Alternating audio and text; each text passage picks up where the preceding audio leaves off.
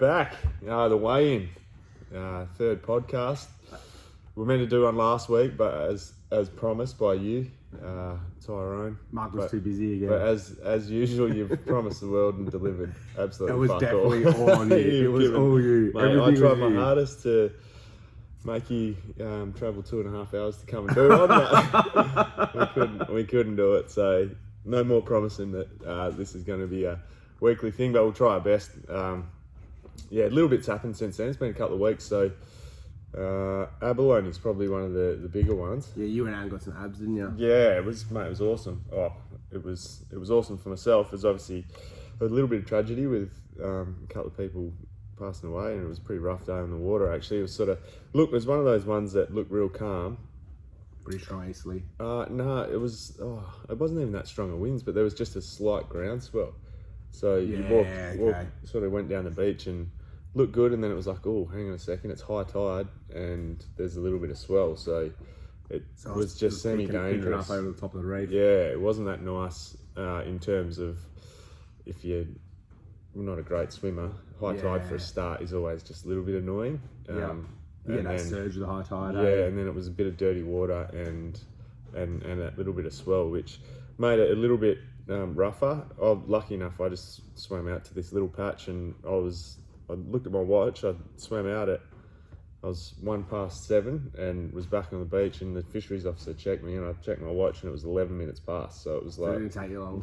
I felt like I was out there for 20 minutes, but it was only. Are you just in 10. Mask, snorkel, fins, and just a weight belt, or what are you wearing? Top, no weight belt or anything. It's did you have to dive down under the surface, or is it pretty much all on top? No, you sort of high tide especially, but always dive down a little bit. Yeah.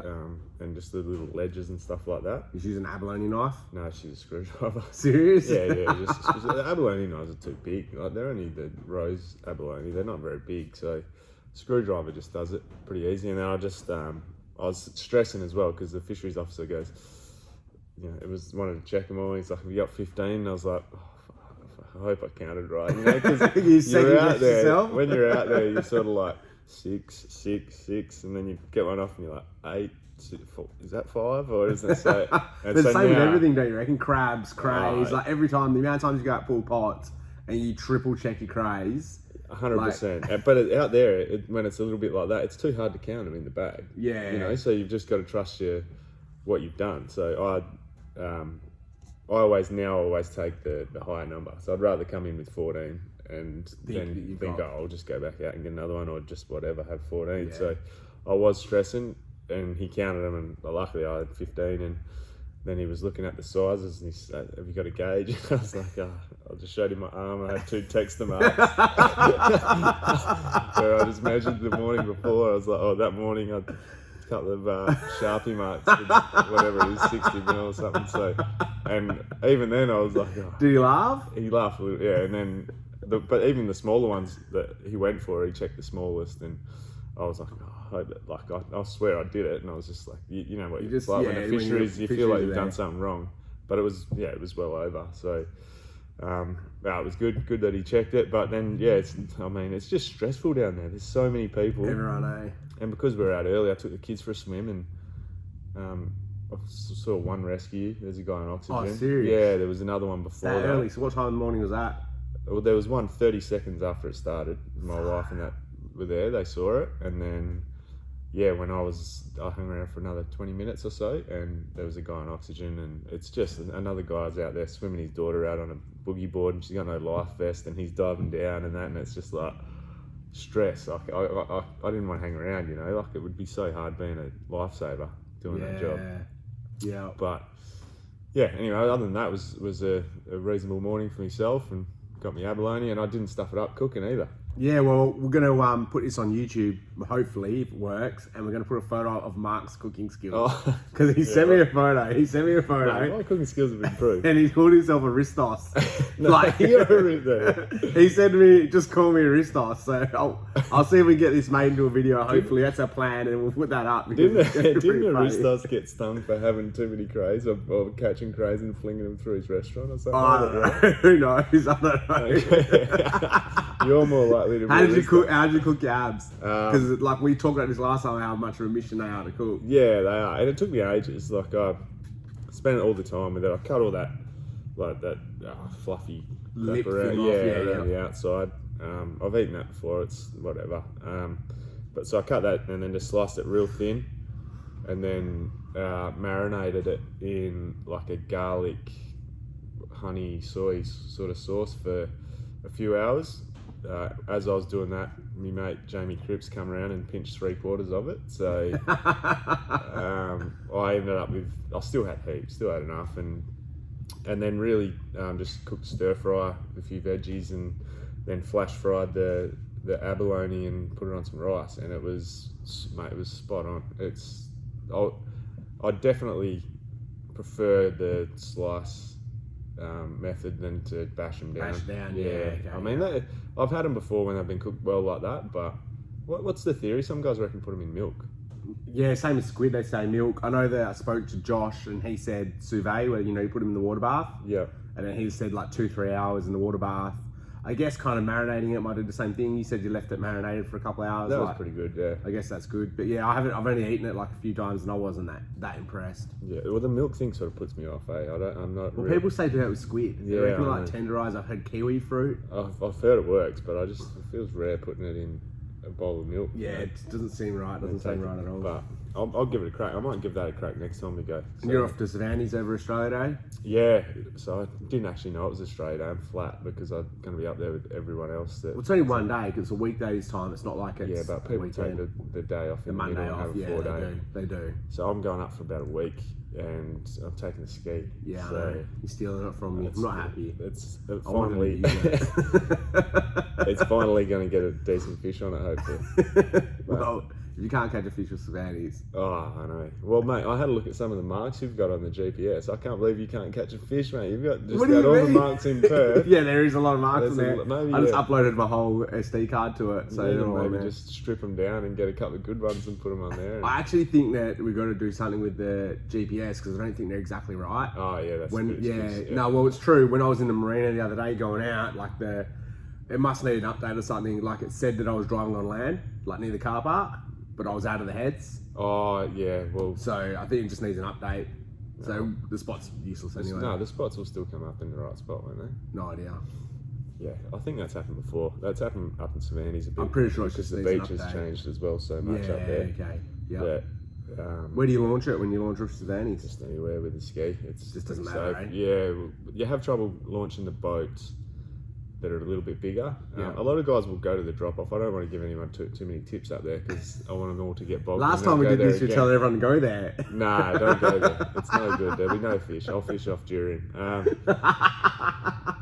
But yeah, there's a drop off and a big point that sort of has really changed the beaches up there over the last sort of couple of years. So where my old man had his mooring when I was growing up would be over 100 metres on the beach now. Serious? Yeah. The beach has changed the that beach much? has changed like hundreds of metres. That point has sort of So the swung water's, the sand shifted to give you more beach around that point? there's more, but then there's less beach in other spots. So people that haven't been to Savannah's, to explain it, it's kind of like almost like a bay, isn't it? Where you got like a point. it's like a bay that sort of faces like northwest. yeah. So it gets quite protected, and there's usually a point in that bay, Yeah. and there's another point back around to the south. That one you call Yeah, Back Thirsty Beach? Point, Thirsty and then Point. goes around to the sort of Hanson Bay or whatever, and they've changed heaps because they put the jetty in and the groin, and when they did that, like there was people saying you should put 2 groins in because it stops the water moving. I don't know too much, but Yeah. if you put 1 groin in, the beach will completely change. Yeah, And okay. over that period of time, it's changed. Changed heaps, has it? Like, there's probably been, I don't know, at least 10 cray boats that have had to move their moorings that are now on the sand. So Far out. yeah, and guys will look at, it brings back to beach launch, and guys will go down the beach and they'll go, oh, beautiful, there's a drop off, and they just don't have to get their car in the water, and then what they do is they back the trailer over the drop off. The trailer will sink in, and that's just completely soft sand because It's all fresh. yeah, all fresh stuff because it's swirling all always the surgy. time, and the trailer will Sink bog in, and then they're gone. Especially you can get your boat off sometimes there quite easy, but then when you come back in, the trailer will you'll just have an anchor at the back of your car, and then the car ends up getting bogged, and then old mate up there with his tractor that sits there and watches all day gets a cart and a piss for pulling it out. So is that where we launched and I went with you?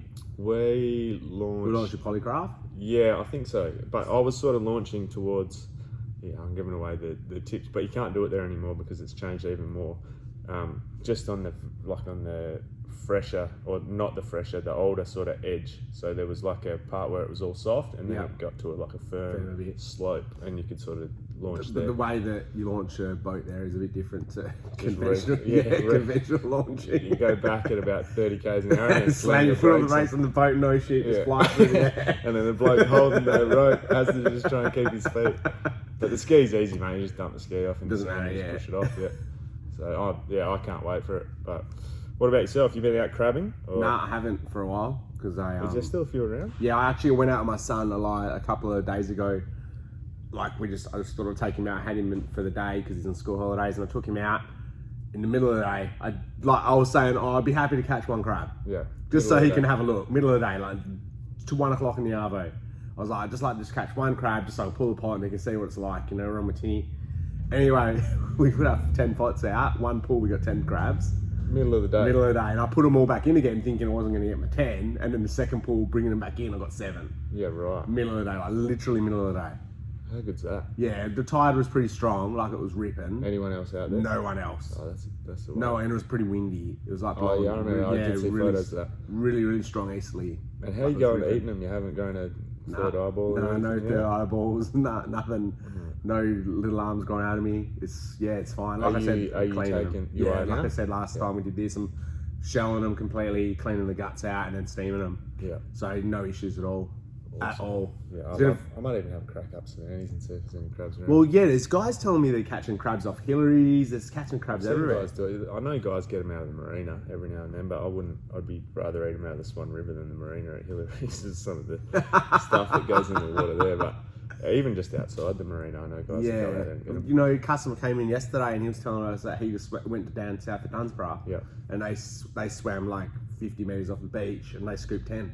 Yeah, right. So I know the guys in Mandarin that are doing pretty well as well. We used to get heaps of them as kids, but I think there was that Ralph Savannis. Yeah, but all the inshore stuff got ruined with that sort of heat wave that came through. Remember that? Yeah, it was hot. Yeah, everything. And water temperature all rose. All the seagrass beds up there and they all died. And it's taken ages for the inshore crayfishing to come back to being good up there as well. But it is starting to pick up, so it might be worth having a crack. Yeah, so you wouldn't think that would affect it much because the crays are deeper. Normally that warm water is surface temperature. Everything just died. Yeah. Well, like you said, destroyed all seagrass. Abalone, everything as well. You still can't go Abalone. We used to Abalone in that up there as well, but they've shut that all from, I think it's North of Moore River. Yeah, I think it's close to North of Moore River. Yeah. And that shark attack. In the Swan. Oh, I know. Yeah, well, what they reckon it was like 40 years from the first one? Yeah, it was 73 or something like that. Maxie got chased out of the river when he was fishing for giant herring by a bull shark. Did he? Have you heard that? Oh, well, he's told me a few stories, but I don't know if it's just a really big crab scaring Maxie or if it actually was a shark. Oh, no, he reckons it like put him on his arse. It came flying in like front on. It must have been a decent sized bull shark and sometimes when you're out there casting the flats, you're up above your waist. You are up above your waist, yeah. It's pretty, and then obviously all the fish come in onto the flats to feed, so obviously shark can come in too. Mate, and obviously it's not a funny subject, but I've got a mate that does a radio show in Perth. And you rang me on the morning and told me mate, it was so funny. They had this shark expert on. It was on 92.9. They had a shark expert on it, and they were, the guys saying, it's a bullshit, more than likely a bull shark. Last attack was in 1973 or whatever, and they are known to be in there. And they go, sorry mate, we're gonna have to cut you off. We've got someone on the scene. Run in. And they cut to the guy, and all those guys on the panel have got no idea about fishing. And he goes, yeah mate, I'm down here. There's a big 3 metre he's swimming around. And they go, 3 metres, is it really? And they're like, yeah, big 3 metre flatty swimming around. And I was like, immediately just started pissing myself. Like, he's taken off that Will and Bower fish. And they're like, 3 metre flatty, what sort of shark's that? And And he started, and then like they were treating it like a real serious interview, and then in the end he goes, to be honest, I'm just down here for the male brothel. Just cut him off? They cut him off straight away. And then I was like texting him on the side, like he's taking the piss. They had just no idea at all. Nah, it was so funny, man. That's the best. Oh, and then they had to come back on later and sort of apologise. But the shark expert got cut off too. Oh, it was my favourite. That's the best. It's, like you said, it's not a funny subject, but that's I know, bit of humour. Particularly because I think it was actually a pretty bad attack. Like the guy's lucky to be alive. So. My old man was actually telling me back when he was at school. I don't know if this is the last attack or not, but he was swimming. They used to swim under the old power lines. They used to swim back and forwards near Bicton Baths. It's quite deep there, right? Yeah, it is quite decent. And then after school, they used to do their swimming lessons there for their swim club. And he was swimming, and they were like hovering around having a chat, and then they kept swimming. And anyway, then everyone was on the shore yelling. So Dad raced back to the shore, and one of the girls in the swim club actually had half a leg chewed off by a bull shark. Oh, no Dad and his mate helped pull her out of the... Really? Yeah, so he actually saw it, and he said he remembers it. Yeah. I don't know if that was the last attack or if it was one before that. Yeah. But yeah, they actually rang him and interviewed him, the West Australian, after that shark attack. Yeah, right. Because he wrote that he remembers the last time he was You there. always feel safe in there, eh? Like, That's the thing, like I ski near Belmont, I've heard stories of people bit and brushed up by bull sharks. Bull sharks are big and aggressive. So They are very aggressive, really aggressive. I've seen a few small ones, swimming around in the Swan, but they're only like, you get one of those 400 mil. 8 foot thick ones swim past. And they're big. Yeah. They are big. Like bull sharks are a big shark. No thanks, eh? And so, change the subject. What about yellowtail kingfish? They starting to show up. Yeah, so there's been a few people catching kingies off the back of the reefs off Perth. Yeah. So like maybe mainly off Mindarie. Yeah. You get those breakers. And there's people, there's two ways to fish for kingies out there that people are doing. Is they're either dropping anchor and they're burling, and then they're flicking unweighted muleys or plastics, which works. Burley's a key, eh? Burley's a key, especially with kingies, burley's key. And the other way, people are actually casting lures. So they're casting like 90 mil to 120 mil. Yeah, right. Even like 200 mil stick baits yep. for kings on the back of that reef. And they're getting sambos as well. Like quite often there's a few guys in Perth that will target sambos on top water. Yeah. And they're catching them. And you get bycatch of pinkies too. I know a couple of guys have trawled for mackies and they've picked up kingies instead. Yeah. Not mackies yet, but yeah. Clousy's been getting a fair few, eh? Yeah, he fishes. Yeah, he fishes Rotto, so he fishes that same spot that most people know off Rotto. Yeah. But being a big boat, like he will use the engine. It sounds like he's dropping cray pots. Yeah. So the snapper and the kingies almost come to him. Al Bevan technique. Yeah, don't tell him that. He'll get upset. Yeah. So yeah, the kingies actually come to him, but he always gets kingies off there. Yeah, it's pretty good. It's a good little spot, that one. Yeah, it's a good spot. I think the key is with kingies as well is when they shut down. Like if you drop one, they'll shut down. Yeah. Like they're so switched on kingies. Yeah. They just shut right down, and the key is light leader. Light leader. Yeah, charm light leader. Plastics and they stuff love as well. plastics. Yeah. But getting them on top water stick baits that they do over east. Burley, especially with the few boats around as well, you just got to go hard on the burley and keep them near you. Otherwise, exactly. There's a ton of boats trying to get them. Over east, the kingfish fishery is massive. Yeah, like they get bigger ones. They get monsters, and like we sell a lot of GT lures to them, like hammerhead cherry pies and that. Yeah, and they will target kingies on surface, like the same way we target GTs up north. So like New South Wales sort of area.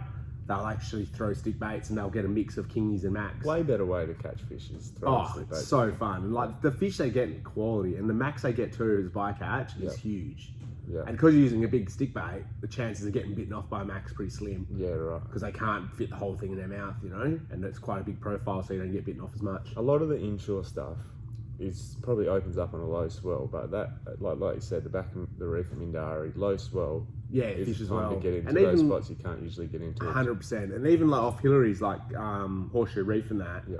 Like you get big tailor there. Like if you pull up there and flick stick baits off that, like smaller, like 100 mil stick baits, you get massive tailor off of them. It's awesome. That's probably the option as well. With only, the small bag limits and the way the dewies release, if you catch a couple of size fish and you've got your bag limit and you want to keep fishing, that's the thing to probably do rather than keep fishing to upsize, Yeah, exactly. If you've got your bag limit, go try something else. Go flick stick baits. Yeah. Or anchor up burling and flick plackings for kings. Sambos and stuff like that. Sambos. Well, that's what, when Steve went out on Tuesday, it was a glass off, and they said once they got their bag, they went and chase sambos. Yeah. Because it's fun, you can do it. And the fads are starting to throw. Yeah, so I've heard somebody came in yesterday and they're getting wahoo off the fads already. Wahoo? Yeah, already wahoo on the fads. So we're going to have to go for a run and give it a go. Take the ski out. It's a bit fun. A couple of cherries. Yeah. We need like a massive boat to tow us out there. Yeah. And then we can like go from fad to fad with the ski. Nah, we'll leave the ski at home for that one, I reckon. But Wahoo, yeah, I'd be keen on that. Yeah. Even the mackies and that, you know, like dolphin fish, all that. Dollies sort out there is awesome. Yeah. So much fun. Have you done much out there with dollies? I've done a little bit, not a lot. I've seen them in huge numbers and that come through, but I haven't seen them aggressive, like, and feeding strong. But it's so much fun when they're on. When you get out there and they're on, it's like every cast on a stick bait, you're hooking fish, and they go so hard. Like if you're running PE2, they like jump, backflip, they throw hooks. Like I've heard they're even around cray pots and that at the moment, so a few people are seeing them. So. Are the cray pots in close or out wide? They're not out real wide. A lot of guys are just moving back inside, but still out around the bank and that. So yeah, because they do. Like people say, oh, you only get dollies out in 200-300 meters of water. But I've heard people catching them like in 50 meters, 60 meters, 100 meters and stuff like that. Yeah. You definitely 50, 100 meters, you still get them. We look at people catching marlin when they're fishing for snapper, like Clousey last year. You know, that was a crazy story. That was in 20 meters, wasn't it? 20 meters on a snapper rig. Snapper rig, Snell. Yeah, and it was a guy that had no idea. No what he was idea. doing on the back. No just idea. Like, give me that rod. Yeah. I remember watching it live. I was here at work, and Clousey, me and Steve were both here at work. And we watched it live on Facebook, and there was like, oh, yellowfin, and then we seen this beak come up. Can you imagine? 20 meters of water is the last thing you need. But it happens like up the next mouth, they come in that shallow. So your old man got a salient shallow, didn't he? Yeah, that was off a broom. I don't know if it counts up there, but they're over it. Still, like that, it's a shallow water. He had no idea what he's doing, and he still got it. Snap the rod. Snap the rod. If anyone, so we should put that video up as well, because that is hilarious. Yeah. I'll put up the video. My old man, I'm going to give him shit, because he had absolutely He didn't want to stand up. He didn't want to stand up. He's in a little 3.2 meter tinny, and the sailie was like off to his back left, I think it was, and he's holding the rod and the 45 straight out in front of him. The sailie's jumping over near his left shoulder, and he just didn't want to turn around. Mate, and it was a nice fish. It was a good sailie. He got some underwater footage of it as well.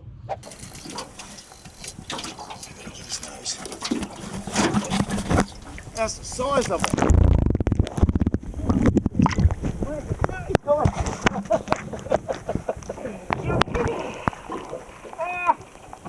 I'm gonna get him in. Come on, give me your nose. I'll get your nose. Come on. Oh, he broke your rod. Yeah. Oh, he's behind us. Look. Come at me, Rod. Dear.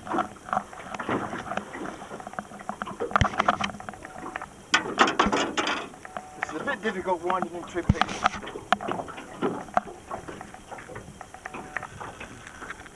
Oh, she's off. He's off. Hey!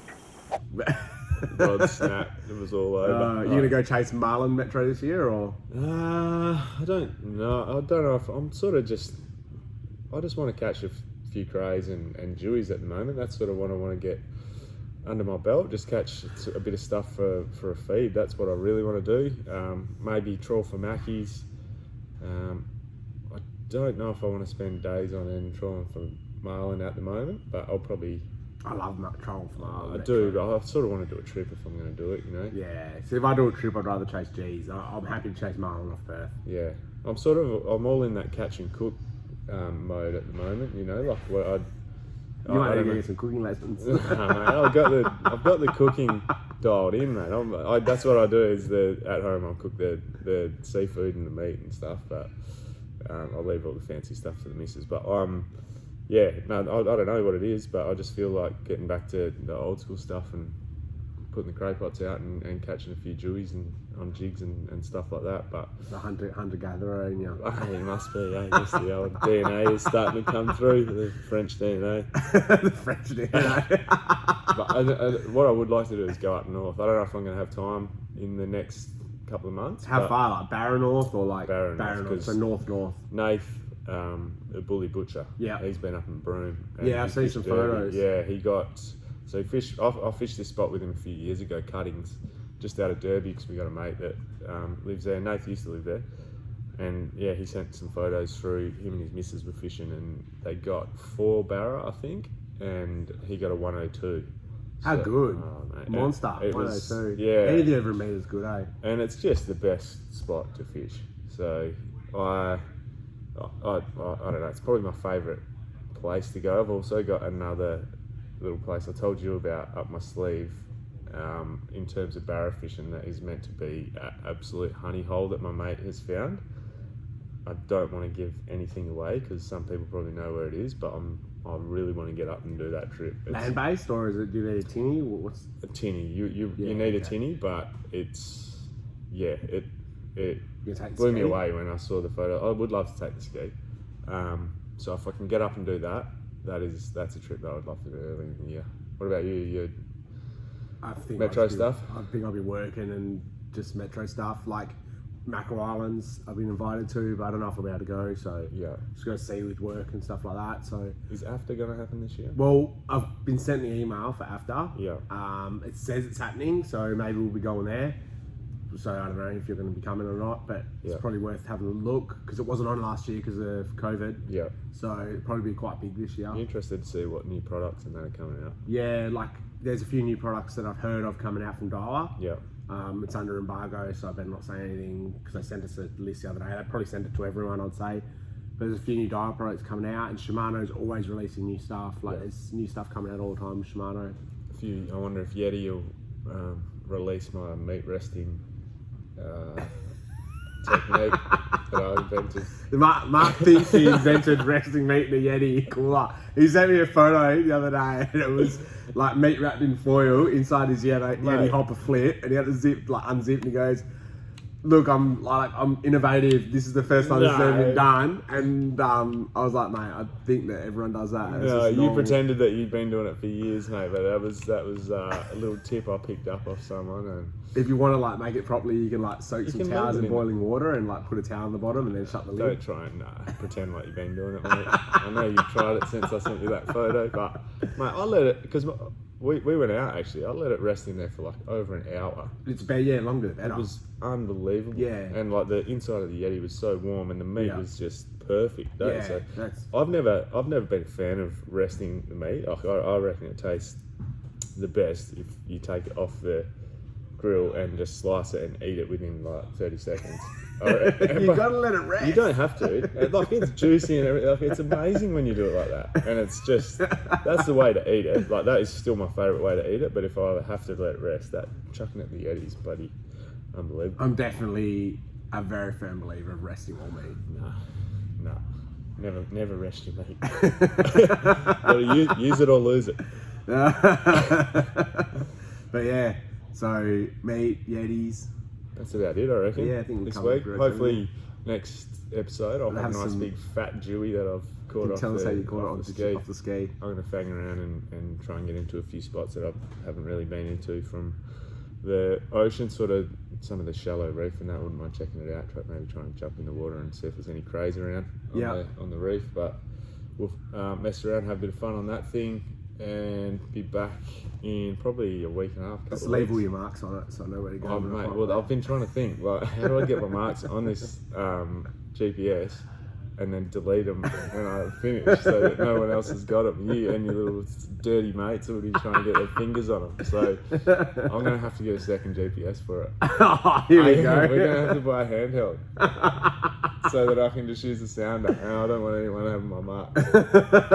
No way. I know exactly what's going to happen. I'm going to put it on eBay for sale. Mark LeCras marks. No chance, mate. They're not mine. That's the thing. A lot of them are my dad's, and that it's a generational thing of marks, and it's I know a lot of people have got marks, and probably all them marks. Your marks are safe on the ski, mate. It's fine. They're not going on there. I'm going on the work card, and I'm going to pick up a Garmin handheld, and I'm just going to take that out there. Yeah, you would too. Oh, man, I'm actually joking. All right. Well, hopefully next week you have some photos and some cool stuff to tell us about catching Jewies on the ski. Yeah, we'll have a bit of a crack. We might even pull some pots on it and see how we go. All right. Cheers, guys. See you next week. See you, mate. Happy days.